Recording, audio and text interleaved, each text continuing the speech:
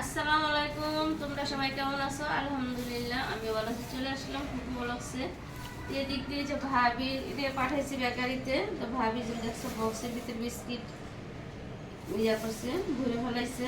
এটা নূরবাবু আমি বলছিলাম মিষ্টি ছাড়া আনতে, আর এটা মিষ্টি। আপু লাইট দাও, তুমি আসো না, চেনিগুলো সরা নিবা। লাইট দাও।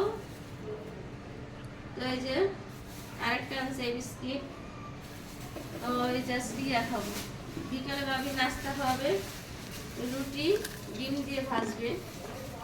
তো ওই যে বেকারি থেকে গরম গরম রুটি আছে। আর এদিক দিয়ে দেখাবো এই যে ডিমগুলো ফ্রিজে রাখবে ধুয়ে। তো বিস্কিটগুলো এখন বক্সে রেখে দিলাম। তো ভাবি আগে আগে ঢেলে ফেলাইছে। তো এই যে রুটিগুলো এখন ইয়া দিয়ে ডিম দিয়ে ভাজবে, ভালোই লাগে অনেক। তো বিকেলের নাস্তা। তো নূরবাবুর জ্বর ছিল, সবাই নূরবাবুর জন্য দোয়া করবা। আর ওদিক দিয়ে যে রান্নাঘরটা মুছে নিল, তো মেয়ে কি জানি রান্না করে খেয়ে খাইছে, ওই জন্য এখন রুটি ভাজবে আমাদের জন্য। তো তোমরা যে যেন থেকে ভিডিও দেখো অবশ্যই লাইক কমেন্ট শেয়ার করবা আর সাবস্ক্রাইব করবা, আর এইভাবে আমার পাশে থাকবা। নূরবাবুর কাজের কথা বললে নূরবাবু রাগ হয়ে যায়।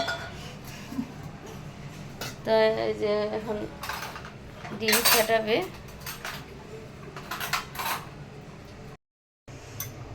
তো এই যে ডিম ভেঙে নিতেছে।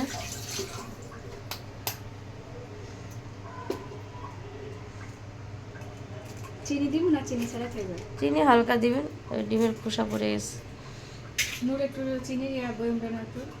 আল হাসান নূর নিয়ে আসো যাও। তো নূরকে কামের কথা কইছে। নূরের নাম হয়েছে, পুরা নাম হয়েছে আল হাসান নূর। তখন আমি নূর বলছি দেখে নূর আমার সাথে রাগ হয়ে যাচ্ছে। তো চিনি দিয়ে দিবে। তো নাস্তা করে বরাবর বাসা যাব। বরাবর পুত্রের বউ আসছে, তো চিনি দিয়ে ভালো করে ফেটে নিতে আসছে।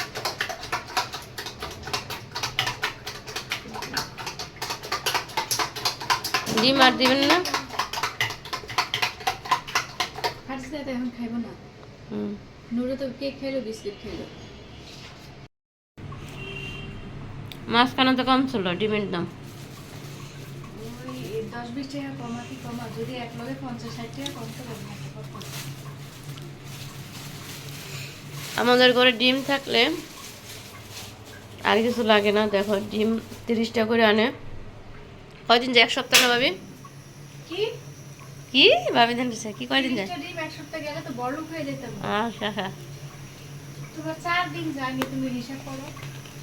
বাচ্চারা ডিম খায়, আবার নাস্তা বানায়। তো সকালে ওদের স্কুলে টিফিন দেই না, বিকালে নাস্তা বানাই, আবার ওরা তো ডিম দিয়ে অনেক কিছু বানায় খায়। কেমনে যায়?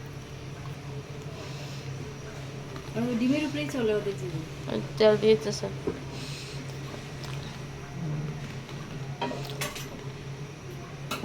আর আমি পিছনে ক্যামেরার পিছনে বিস্কিট খেতেছি, ভালো লাগতেছে। টুস বিস্কুট তো বিস্কিটগুলো সব গরম। ওইভাবে ভিজালন না, ওর বেশি হয়ে গেলে প্যাস প্যাস করে ভালো লাগে না, ওর একটু টুস টুস লাগে। এমনি তো ভিজাতে লাগবে, এটা প্লেটে লয়ে এলন নালে কি সে রাখবে?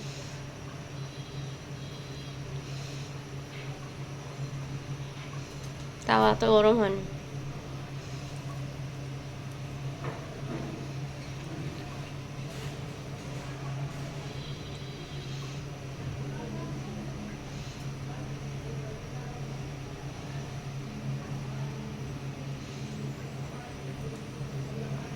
বেকারির গরম গরম রুটি না এগুলো একটু সফট সফটই থাকে।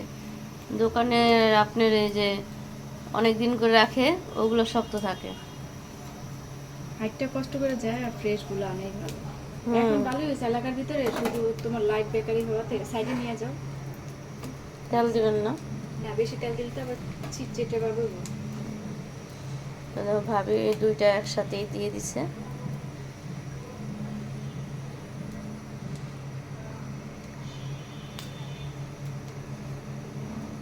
দেখো কীভাবে, আর বেশি ডিম দিলে না ভালো লাগে না। মানে কেমন জানি প্যাস প্যাস করে, না আমার কাছে ভালো লাগে না, তোমার কাছে কিরকম লাগে সেটা আমি জানি না। তোমার এই যে ভেজে প্লেটে রাখতেছে, তো মশমশা করে ভাজতেছে।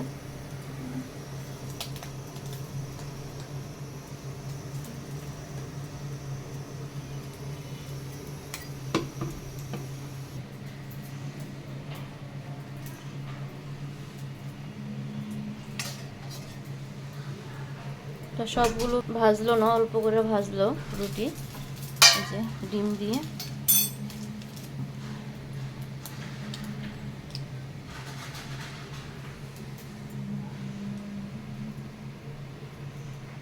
তো বিকেলে নাস্তা এভাবে, তারপরে সকালে নাস্তা এভাবে করলে খুবই ভালো লাগে। আর এই খাবারটা তোমার ভাইয়ার অনেক অনেক প্রিয়। তোমার ভাইয়া বাংলাদেশে থাকলেও খায়, তারপর সৌদি আরব তো খাই এটা। দেখা যায় রুমে থাকলে বানায় খায়, দেখা যায় সময়ের অভাবে অনেক কিছু বানায় খাইতে পারে না, বাংলাদেশে আসলে এটা বেশি চায়। তার বাকি রুটিগুলো থিয়ে দিল, আমার যদি মা খালি এইভাবে খাবে, নাহলে ডিম দিয়ে খাবে। ডিম দিয়ে খায় না আম্মা, ডিম দিয়ে খায় না মা। আঁচটা বন্ধ করে সেজন্য এভাবে রাখলাম। মা অনেক কিছু খায় না, তোমরা আমার ভিডিও তো দেখো। আম্মা অনেক কিছু মানে ডিম দিয়ে অন্তত যদি কোনো কিছু বানানো হয় আম্মা পছন্দ করে, মানে বলে আমার কাছে যদি কিরকম স্মেল আসে খারাপ লাগে। খেতে চায় না। দেখো এটা যেভাবে পড়ছে, দেখা যায় পড়ে গেলে শেষ, যেভাবে রাখা হয়েছে। ভিতরে পড়বো না।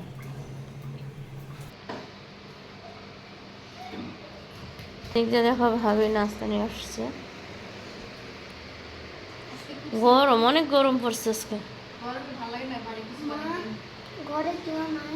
না দাদা নাই তো, দাদিও নাই। দাদি বরফি বসায়